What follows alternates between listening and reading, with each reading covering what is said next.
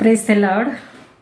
ಯೇಸು ಕ್ರಿಸ್ತನ ನಾಮದಲ್ಲಿ ತಮ್ಮೆಲ್ಲರಿಗೂ ವಂದನೆಯನ್ನು ಸಲ್ಲಿಸುತ್ತೇನೆ.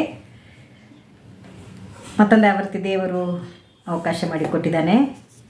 ನಾವು ಪ್ರಾರ್ಥನೆಯ ಮೂಲಕ ಯಾವ್ಯಾವ ಆಶೀರ್ವಾದಗಳನ್ನು ಹೊಂದಿಕೊಳ್ಳುತ್ತೇವೆ ಎನ್ನುವಂಥದ್ದು 3 ಸಂಚಿಕೆಯಲ್ಲಿ ತಿಳಿಸಿದ್ದೇನೆ. ಈಗ ಇದು 4ನೆಯ ಮತ್ತು ಕೊನೆಯ ಸಂಚಿಕೆ ಅಂತ ಅಂದುಕೊಳ್ಳುತ್ತೇನೆ. 4ನೆಯ ಸಂಚಿಕೆ ಇದಾಗಿದೆ. ಇದರಲ್ಲಿ ನಾವು ದೇವರ ಒಳ್ಳೆಯ ವರಗಳಿಗೋಸ್ಕರ ನಾವು ಬೇಡಿಕೊಳ್ಳುವಂಥದ್ದಾಗಿದೆ. ವರಗಳು ಎಲ್ಲರಿಗೂ ಬೇಕು. ನಾವು 1ನೆಯ ಕೊರಿಂಥೆ ಅಧ್ಯಾಯ 12 ವಚನ 14ನೇ ವಚನದಲ್ಲಿ ನಾವು ನೋಡುವವರಾಗಿದ್ದೇವೆ. ವರಗಳಲ್ಲಿ ಬೇರೆ ಬೇರೆ ವಿಧಗಳುಂಟು. ವರಗಳಂದರೆ ನಮಗೆ ಟ್ಯಾಲೆಂಟ್ ಆಗಿರಬಹುದು, ಬಹುಮಾನ ಆಗಿರಬಹುದು, ದೇವರು ಕೊಡುವಂಥ ಆಶೀರ್ವಾದದ ನೆಲೆಯಾಗಿರಬಹುದು ಎನ್ನುವಂಥದ್ದನ್ನು ನಾವಿಲ್ಲಿ ನೋಡುವರಾಗಿದ್ದೇವೆ. ವರಗಳು ಬೇರೆ ಬೇರೆ ವಿಧಗಳುಂಟು. ಎಲ್ಲ ವರಗಳು ಒಬ್ಬರ ಹತ್ರನೇ ಇಲ್ಲ, ಮತ್ತು ಎಲ್ಲ ವರಗಳು ಒಬ್ಬರ ಹತ್ರನೇ ಇದ್ದರೂ ಕೂಡ ಅವು ಬೇರೆ ಬೇರೆ ವಿಧದಲ್ಲಿವೆ ಎನ್ನುವಂಥದ್ದನ್ನು ನಾವು ನೋಡುವರಾಗಿದ್ದೇವೆ. ಇಲ್ಲಿ ವರಗಳಲ್ಲಿ ಬೇರೆ ಬೇರೆ ವಿಧ ಉಂಟು ಅಂತ ಒಂದು ಎಕ್ಸಾಂಪಲ್ ಹೇಳ್ತೇನೆ ನಾನು.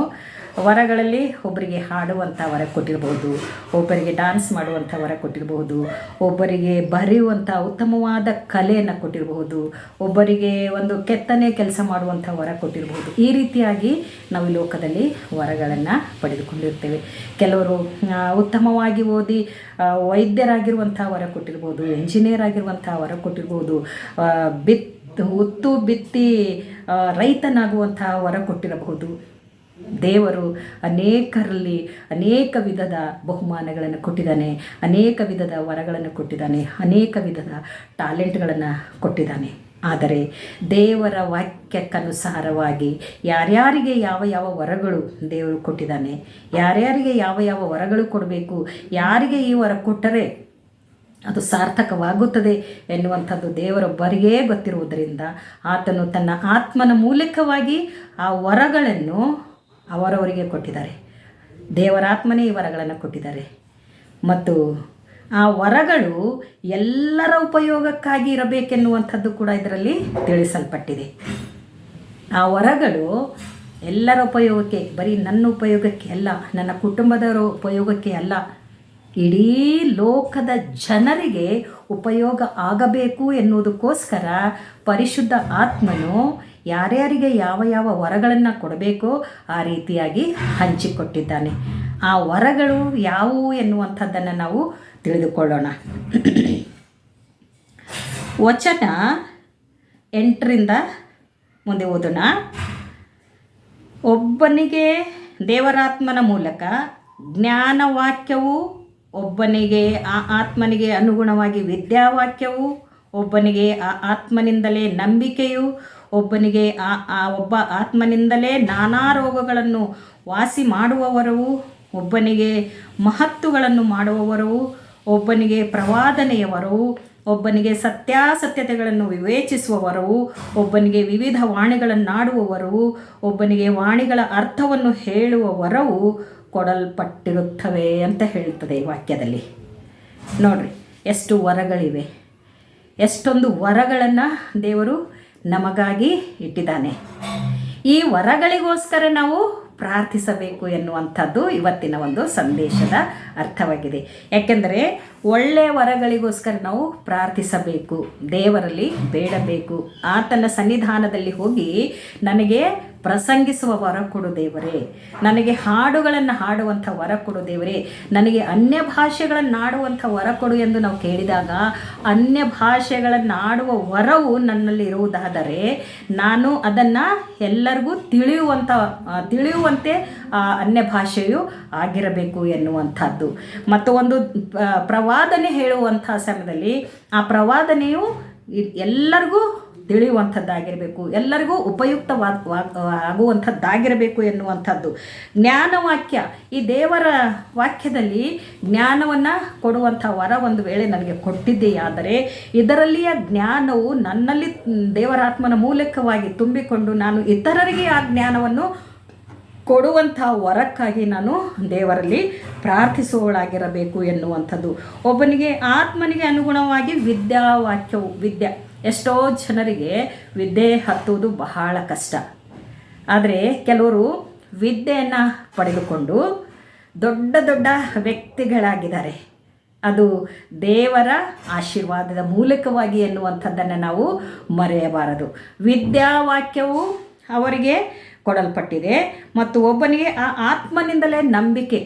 ಒಂದು ವೇಳೆ ನಾವು ನಂಬಿಕೆ ಇಲ್ಲದೆ ಹೋದರೆ ದೇವರನ್ನು ಮೆಚ್ಚಿಸುವುದಕ್ಕೆ ಸಾಧ್ಯವಿಲ್ಲ. ನಾವು ಯೇಸು ಕ್ರಿಸ್ತನನ್ನು ನಂಬದೆ ಹೋದರೆ ನಮಗೆ ನಿತ್ಯ ಜೀವ ಇಲ್ಲವೇ ಇಲ್ಲ. ನಾವು ಈ ವಾಕ್ಯಗಳನ್ನು ನಂಬದೆ ಹೋದರೆ ನಮಗೆ ಇದರಲ್ಲಿರುವಂಥ ಜ್ಞಾನ ತಿಳುಕೊಳ್ಳುವುದಕ್ಕೆ ಸಾಧ್ಯವೇ ಇಲ್ಲ. ಪ್ರತಿಯೊಂದಕ್ಕೆ ನಂಬಿಕೆಯು ಮೂಲ ಕಾರಣವಾಗಿದೆ. ಆದುದರಿಂದ ನಮ್ಮಲ್ಲಿ ನಂಬಿಕೆ ಇರುವಂಥದ್ದು ಕೂಡ ಅದು ದೇವರ ವರವಾಗಿದೆ. ಒಂದು ವೇಳೆ ನನ್ನಲ್ಲಿ ನಂಬಿಕೆ ಕಡಿಮೆಯಾಗಿದ್ದರೆ, ಜ್ಞಾನ ಕಡಿಮೆಯಾಗಿದ್ದರೆ, ದೇವರೇ ನನಗೆ ನಂಬಿಕೆ ಕೊಡು, ನಾನು ಅಜ್ಞಾನಿ, ಜ್ಞಾನವನ್ನು ಒದಗಿಸಿಕೊಡು, ನನಗೆ ವಿದ್ಯಾವಾಕ್ಯವಿಲ್ಲ, ವಿದ್ಯಾವಾಕ್ಯದ ವರವನ್ನು ನನಗೆ ಅನುಗ್ರಹಿಸಿಕೊಡು ಮತ್ತು ಜ್ಞಾನದ ವರವನ್ನು ನನಗೆ ಅನುಗ್ರಹಿಸು ಎನ್ನುವಂಥದ್ದು ನಮ್ಮ ಬೇಡಿಕೆಯಾಗಿರಬೇಕು. ಪ್ರಾರ್ಥನೆಯ ಮೂಲಕ ಈ ಒಳ್ಳೆಯ ವರಗಳನ್ನು ನಾವು ಪಡೆದುಕೊಳ್ಳುವವರಾಗಿರಬೇಕು. ಇನ್ನೂ ಕೆಳಗಡೆ ಹೋದ ಹಾಗೆ ಒಬ್ಬನಿಗೆ ಆ ಆತ್ಮನಿಂದಲೇ ನಾನಾ ರೋಗಗಳನ್ನು ವಾಸಿ ಮಾಡುವಂಥ ವರ, ವೈದ್ಯರಿಗಿಂತಲೂ ಘನವೈದ್ಯನಾಗಿರ್ಲಿಕ್ಕಿರುವಂಥ ಯೇಸು ಆ ರೋಗಿಗಳಿಗೆ ಸ್ವಸ್ಥತೆ ಕೊಡುವಂಥ ವರವು ನನಗೂ ನಿನಗೂ ಕೊಟ್ಟಿದ್ದಾನೆ. ಅದಕ್ಕೋಸ್ಕರ ಕೊಡದೇ ಇರುವಾಗ ಅದಕ್ಕೋಸ್ಕರ ನಾವು ಬೇಡುವವರಾಗಿರಬೇಕು. ಅನೇಕರು ರೋಗಿಗಳನ್ನು ವಾಸಿ ಮಾಡುವಂಥ ವರ ಪಡೆದುಕೊಂಡು ಅನೇಕರು ಸ್ವಸ್ಥತೆಯನ್ನು ಹೊಂದುವಂಥವರಾಗಿದ್ದಾರೆ. ಮತ್ತು ಅದಕ್ಕೋಸ್ಕರ ಆ ವರವನ್ನು ಪಡೆದುಕೊಂಡವರು ಎಲ್ಲ ಜನರಿಗೆ ಅದರಿಂದ ಉಪಯುಕ್ತ ಆಗುವಂಥ ಸೇವೆಯನ್ನು ಮಾಡುವಂಥದ್ದನ್ನು ನಾವು ನೋಡುವವರಾಗಿದ್ದೇವೆ. ಅನೇಕರು ದೆವ್ವಗಳನ್ನು ಬಿಡಿಸುವಂಥ ವರವನ್ನು ಪಡೆದುಕೊಂಡಿದ್ದಾರೆ. ಅನೇಕರು ರೋಗಗಳನ್ನು ವಾಸಿ ಮಾಡುವಂಥ ವರಗಳನ್ನು ಪಡೆದುಕೊಂಡಿದ್ದಾರೆ. ಅದಕ್ಕೋಸ್ಕರ ನನ್ನಲ್ಲಿ ಆ ವರವಿಲ್ಲದಿದ್ದರೆ, ನಿಮ್ಮಲ್ಲಿ ಆ ವರವಿಲ್ಲದಿದ್ದರೆ ನಾವು ದೇವರ ಹತ್ತಿರ ಹೋಗಿ ನಾವು ಪ್ರಾರ್ಥಿಸುವವರಾಗಿರಬೇಕು, ಬೇಡುವವರಾಗಿರಬೇಕು. ಪ್ರಸಂಗಿಸುವವರ ಮತ್ತು ಪ್ರವಾದಿಸುವವರ, ಎಲ್ಲ ವರಗಳಲ್ಲಿ ಪ್ರವಾದಿಸುವ ವರವು ಬಹಳ ಮುಖ್ಯವಾದದ್ದಾಗಿದೆ. ಪ್ರವಾದನೆಯು ದೇವರು ಆ ಪ್ರವಾದಿ ಜೊತೆಗೆ ಮಾತಾಡುವಂಥವರಾಗಿದ್ದಾರೆ. ಆ ಪ್ರವಾದಿಯು ಜನರಿಗೆ ತಿಳಿಸುವಂಥವರಾಗಿದ್ದಾರೆ. ಅದಕ್ಕೋಸ್ಕರ ಪ್ರವಾದಿಸುವಂಥ ವರವು ಬಹಳ ಅಮೂಲ್ಯವಾಗಿರುವುದರಿಂದ ದೇವರೇ ನಾನು ಮುಂದೆ ಆಗುವಂಥ ವಿಷಯಗಳನ್ನು ನಾನು ತಿಳಿಸುವುದಕ್ಕೆ ನೀನು ನನಗೆ ಆ ವರವನ್ನು ಒದಗಿಸಿಕೊಡು. ಭವಿಷ್ಯತ್ತನ್ನು ಹೇಳುವಂಥ ವರ ನನಗೆ ಒದಗಿಸಿಕೊಡು. ಕಾಲ ಜ್ಞಾನವನ್ನು ಹೇಳುವಂಥ ವರ ನನಗೆ ಒದಗಿಸಿಕೊಡು ಎಂದು ನಾವು ದೇವರಲ್ಲಿ ಬೇಡುವವರಾಗಿರಬೇಕು. ಬೇಡುವಾಗ ಆ ಉತ್ತಮವಾದ ವರವನ್ನು ದೇವರು ಕೊಡುವಾತನಾಗಿದ್ದಾನೆ.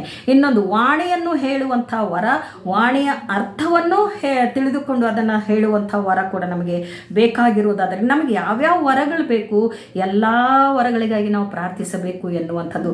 ಪ್ರಾರ್ಥನೆಯು ಈ ವರಗಳನ್ನು ನಮಗೆ ಕೊಡುವಂಥದ್ದಾಗಿದೆ ಎಂದು. ನಾವು ವಾಣಿಗಳನ್ನು ಆಡುವಂಥ ವರ ದೇವರಿಂದ ಬೇಕೇ ಹೊರತು ನನ್ನ ಇಷ್ಟದ ಪ್ರಕಾರ ನಾನು ಮಾತಾಡ್ತೇನೆ ಅಂದರೆ ಅದು ಬಿದ್ದು ಹೋಗುವಂಥದ್ದಾಗಿದೆ, ನಾಶವಾಗಿ ಹೋಗುವಂಥದ್ದಾಗಿದೆ. ದೇವರ ಆತ್ಮನಿಂದ ನಾನು ಪಡೆದುಕೊಳ್ಳುವುದಾದರೆ ಅದು ಎಲ್ಲ ಜನರಿಗೂ ಅನುಕೂಲವಾಗುವಂಥದ್ದಾಗಿದೆ, ಅದು ಎಲ್ಲ ಜನರಿಗೂ ಉಪಯುಕ್ತವಾಗುವಂಥದ್ದಾಗಿದೆ. ಅದಕ್ಕೋಸ್ಕರ ನಾನು ದೇವರಲ್ಲಿ ಪ್ರಾರ್ಥಿಸುವಂಥದ್ದೇನಂತಂದರೆ, ಎಲ್ಲ ವರಗಳಿಗಾಗಿ ನಾನು ಎಲ್ಲ ವರಗಳನ್ನು ನಾನು ಪಡೆದುಕೊಳ್ಳಬೇಕು ಎನ್ನುವುದಕ್ಕೋಸ್ಕರ ನಾನು ದೇವರಲ್ಲಿ ಪ್ರಾರ್ಥಿಸುವಳಾಗಿರಬೇಕು.